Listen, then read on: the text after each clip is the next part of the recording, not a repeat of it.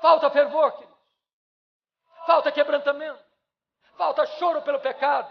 Falta arrependimento genuíno. Falta fome de Deus. Falta sede pela palavra. Falta oração. Falta avivamento.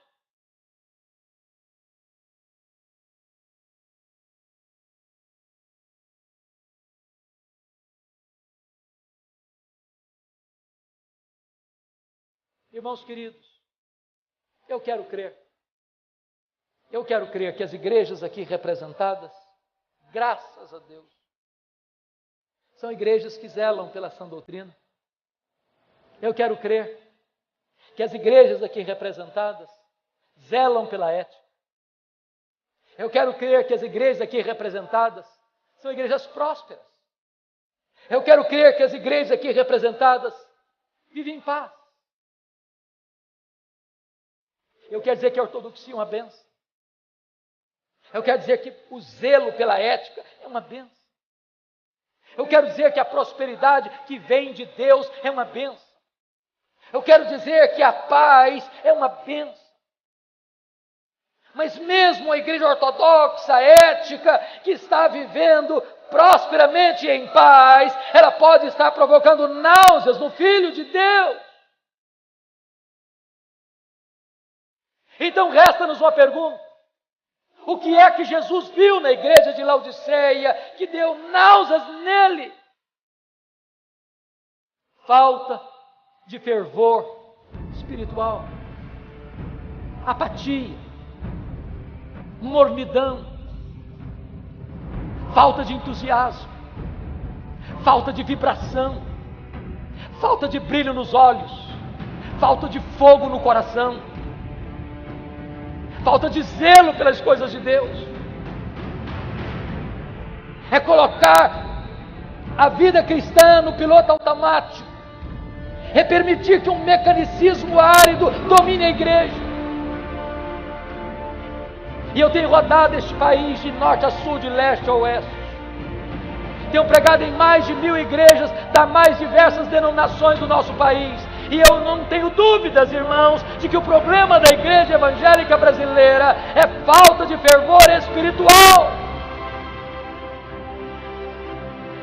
E eu não estou falando de emoções. Eu estou falando de fervor, que, como já foi dito neste culto, não é produzido pelo homem, só o Espírito de Deus pode produzir. Falta fervor, querido. Falta quebrantamento, falta choro pelo pecado, falta arrependimento genuíno, falta fome de Deus, falta sede pela palavra, falta oração, falta avivamento. Eu temo, irmãos, eu temo que haja uma onda de secularização avançando galopantemente para dentro das igrejas evangélicas deste país. O índice de divórcio dentro das igrejas cristãs hoje é quase o mesmo fora das igrejas. O número de gente que vai para a cama com o namorado e com a namorada dentro das igrejas hoje é quase o mesmo fora das igrejas. A quantidade de crente desonesto, mentiroso, que dá cheque sem fundo e não tem compromisso com a ética dentro das igrejas hoje é quase o mesmo fora das igrejas. As festas de casamento dos nossos crentes estão se transformando numa vergonha. Uma vergonha. Você sai da igreja, onde você adora a Deus, onde você prega, você ora, você canta, você invoca a bênção de Deus, e dali sai para um rico cerimonial e lá o pau quebra. O pau quebra. Porque a música que rola lá não tem nada a ver com Deus, mas não. Bebidas alcoólicas, se serve todas. As luzes, como uma boate moderna, acendem-se no teto e o povo de Deus bêbado cai na pista de dança e volta para casa com as pernas trôpegas. Olha para o retrovisor e veja as igrejas que entraram por esse caminho, onde foram parar. Ou a igreja tem a coragem de botar o pé no freio, ou nós entraremos para dentro desta avassaladora secularização. Há poucos dias, um pastor me disse, pastor Hernandes, a minha mocidade sai de uma reunião de oração e vai para balada até de madrugada. Nada tem nada mais a ver. Eu conheço líderes que vão fazer um discipulado na sua casa e depois de abrirem a Bíblia e de orarem com o seu discipulando, abrem uma garrafa de uísque e bebem a valer, introduzindo e matriculando os seus discipulandos no alcoolismo. Nada tem nada a ver. Há poucos dias um pastor me disse com lágrimas nos olhos, pastor Hernandes, a minha denominação não batizou um crente por igreja, por ano, em média. Meus amados irmãos, eu estive agora retornando essa semana passada de uma viagem a Israel e Europa. Nós estávamos na Holanda e a pessoa que nos acompanhava, dando um relatório da situação da Holanda, disse: até 1960 a Holanda era um país protestante onde os crentes lotavam as igrejas. Hoje os templos estão lá, vazios, apenas com museus, para você tirar uma fotografia.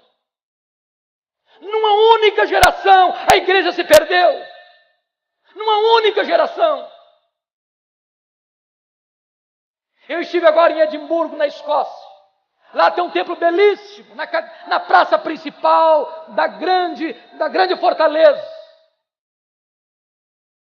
Eu entrei para ver.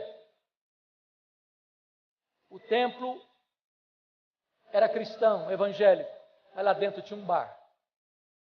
O templo transformado num bar.